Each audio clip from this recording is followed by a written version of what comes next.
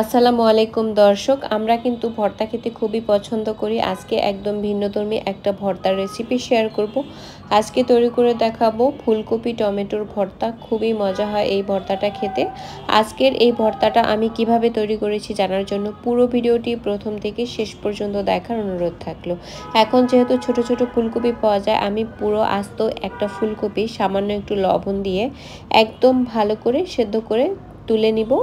এরপরে ভর্তা তৈরি করার জন্য কয়েকটা শুকনো মরিচ একটু টেলে নিব, আর মরিচটা এই পরিমাণে নিব যে যেমন ঝাল খেতে ভালোবাসি ওই অনুযায়ী মরিচটা ভেজে নিব।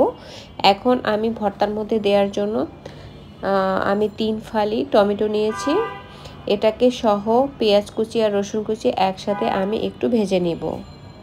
আজকে আমি ভাজা পেঁয়াজ দিয়ে আজকের ভর্তাটা করছি। আপনারা চাইলে কিন্তু কাঁচা পেঁয়াজ দিয়েও ভর্তাটা করে নিতে পারেন। সেটার একটা আলাদা ধরনের স্বাদ, এটার একটা অন্য ধরনের স্বাদ।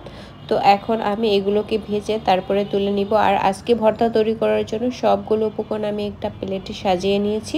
এখন সামান্য একটু লবণ দিয়ে প্রথমে শুকনো মরিচটাকে ডলে নিব এবং এর সাথে অন্যান্য সকল উপকরণ আস্তে আস্তে করে ডলে নিব। আমি কিন্তু ধনিয়া পাতা কুচিও একদম ছোট ছোট করে কেটে ব্যবহার করছি, আর এটা কিন্তু স্কিপ করবেন না। ফুলকপি ভর্তার সাথে ধনিয়া পাতা কুচি কিন্তু খুবই মজা হয়। এখন সব কিছু একসাথে ডলে ডলে একদম ভালো করে ভর্তাটা করে নিব, আর অবশ্যই লবণটাকে চেক করে নিব। আর আমার ভর্তাটা কিন্তু করা হয়ে গিয়েছে। এখন আমি এটাকে গরম গরম ভাতের সাথে পরিবেশন করব। আমার আজকে সহজ রেসিপি ভালো লাগলে আমার চ্যানেলটি সাবস্ক্রাইব করে রাখবেন। পেস্টি